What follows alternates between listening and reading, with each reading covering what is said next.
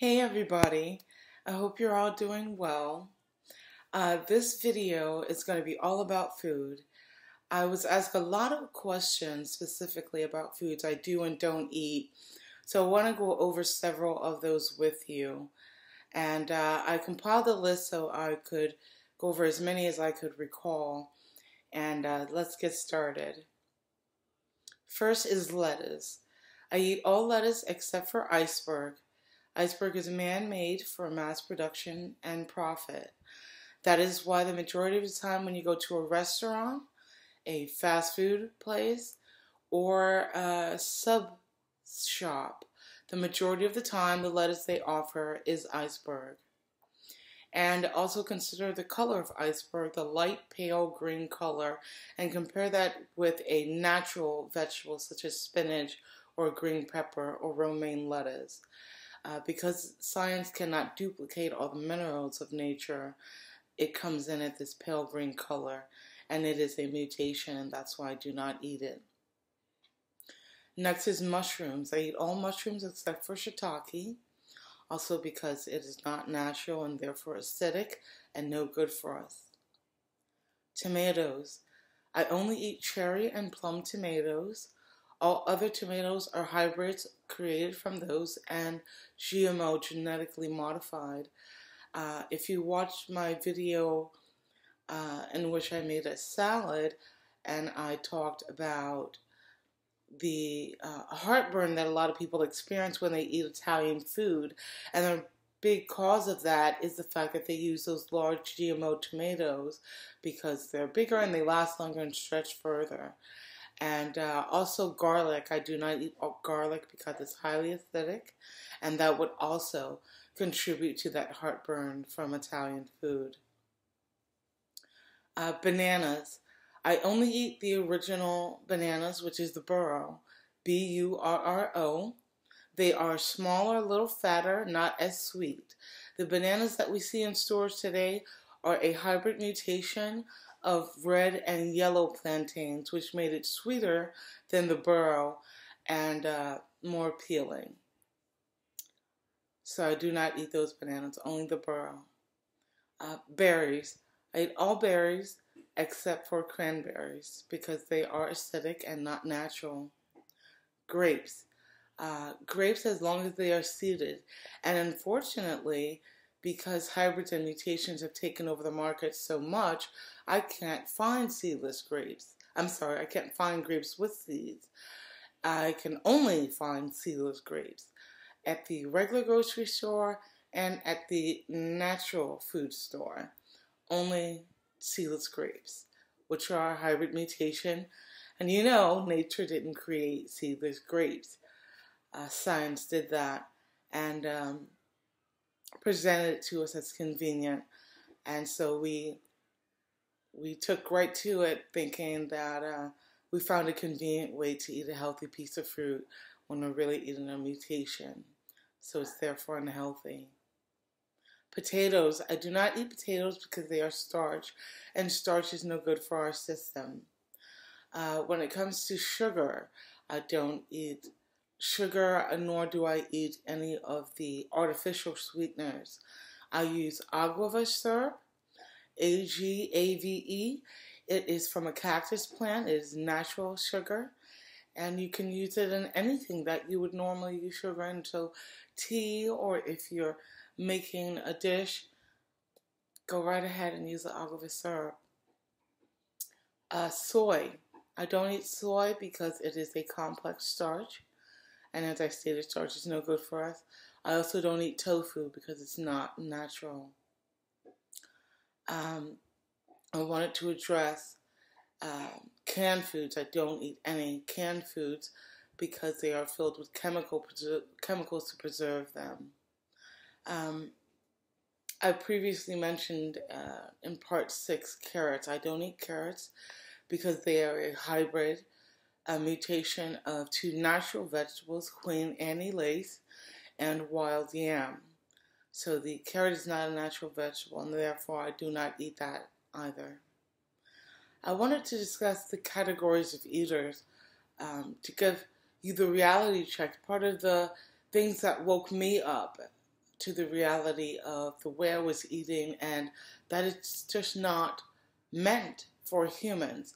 The categories of eaters are carnivores, which are meat eaters. We have herbivores, which are plant eaters, and omnivores, which eat a combination. Now, humans, we were told we're omnivores and eat a combination, but that would mean a combination of plants, fruits, vegetables, herbs, and grains.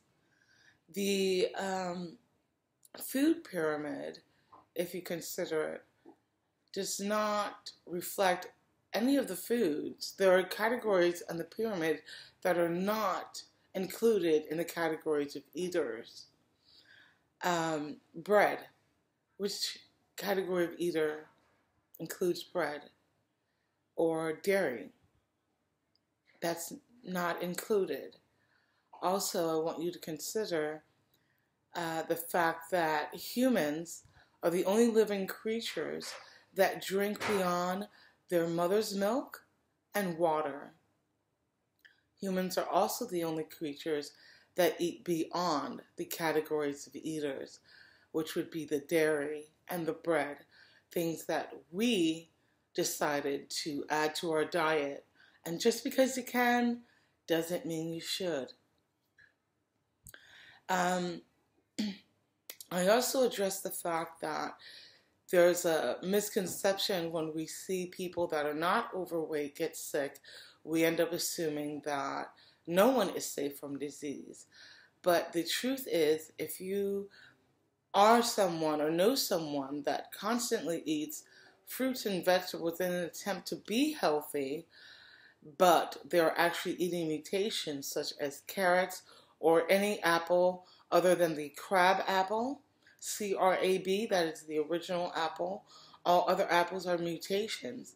So if you know someone who's eating those types of foods or buys those big, large GMO tomatoes, who makes their salad with iceberg, and that will be why you see that person that's not overweight get sick. Because there are hybrids and mutations in our fruits and vegetables that we aren't aware of. It is not because no one is safe from disease. That is not true. And so the fact that they are eating things that are lower in fat and lower in calories is why they're not overweight. But the food they're eating is just as harmful to the body as a double cheeseburger, except for the burger has more fat and calories, and therefore you'll be overweight. But your health and your system is just as acidic as a thin person who is eating improper and hybrid and mutated fruits and vegetables. You are both acidic, and you are both at risk for disease. Microwaves. I do not use a microwave anymore. Microwave kills your food and exposes it to radiation. The issue I also have about the food pyramid is in 1931, I stated in part 6, Dr. Otto Warburg, W-A-R-B-U-R-G, a Nobel Prize-winning cancer research doctor, stated no disease can survive, including cancer. No disease can survive in an alkaline environment. This was in 1931. The very first food pyramid was created in Sweden in 1972. All right, 41 years later. Yet the food pyramid did not reflect all alkaline foods, which it should have based on Dr. Warburg's discovery. And this food pyramid was changed again in the 1992, but it continued to include categories of food that humans are not meant to eat and that are acidic and not alkaline. Pesticides. The pesticides is a big, big problem. I recently read a story in which a very high rate of pesticides was found in cereal, in General Mills cereal. And I'll be honest with you, before going vegan, Cinnamon Toast Crunch and I had a thing going on, okay? We did. And the unfortunate truth is the farmers or the land that they use to grow their wheats and their oats and their grains for the cereal is sprayed with pesticides. But when it's sent off to the food factory, it is not cleaned before they make it into cute little shapes of cereal for you to feed your child covered in pesticide. This is why I also do not eat any processed foods. It's no good. It's so bad. The chemicals that are put in the food here in the U.S., it's so bad that you can find a list online of the harmful chemicals that the FDA allows in our food that other countries don't. And a big problem with that is because no one at the FDA is ever held responsible. When a food is found to not be natural after being advertised as natural, the company is held responsible, not the FDA, who's responsible for checking these items and making sure they're healthy and good for us before introducing them into the market. This is also the same situation with drugs. When a medication turns out to be deadly, the pharmaceutical company that created it is held responsible, not the FDA, who approved it for sale. And that's a big, big problem. No one at the FDA is held responsible for the results of these harmful chemicals in our food and in these drugs that are given to us. And because there is no responsibility held there, they approve things that are very harmful. And so we have to look out for each other because they are not looking out for us. And pesticide labels. This is very important. When you go through the produce section, you may notice stickers on some of the fruits and vegetables, and they'll have number series on them. And of course, the people in power know that most people don't know what those labels mean. I only recently found out. And they each have a number series on them that identifies how that fruit or vegetable came along. If you see a number series, when you look at a fruit or vegetable and you see that sticker on it, if that number series starts with a number 4, that means that fruit or vegetable was sprayed with pesticide. Okay? If that sticker has a number series that starts with 8, that means that fruit or vegetable is a genetic modification. It is a GMO. The ideal number that you are looking for, the series number will start with a 9. That means it is 100% organic and pesticide free. An easy way for you to remember is 4 plus 4 is 8. So you know 4 is the pesticide, that's no good. And you know 8 is no good because that's GMO. 9 is fine, 9 is prime. That's what you're looking for, okay?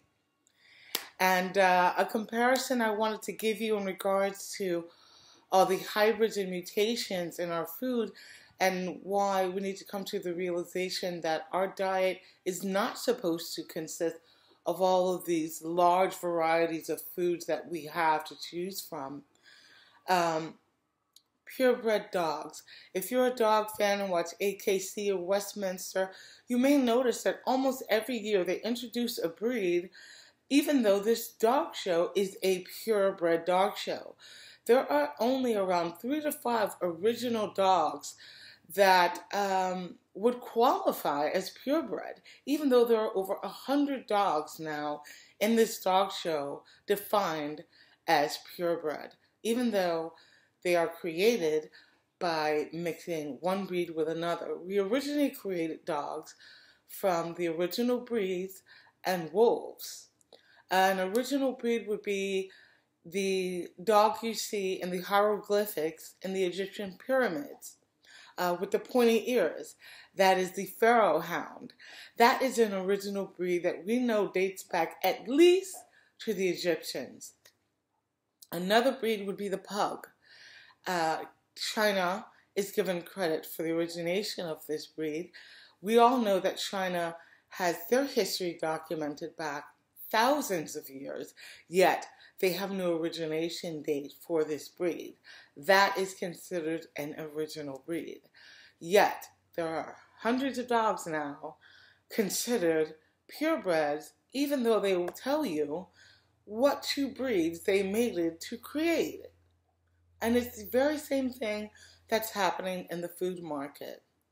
We have hundreds of choices that were all created by people, by science, not by nature. And they are not healthy for us to consume. Okay? And as I learn more, I will pass that information on to you. We have to look out for each other, and we will do that. Okay? So I want you all to be well, and I'll see you soon.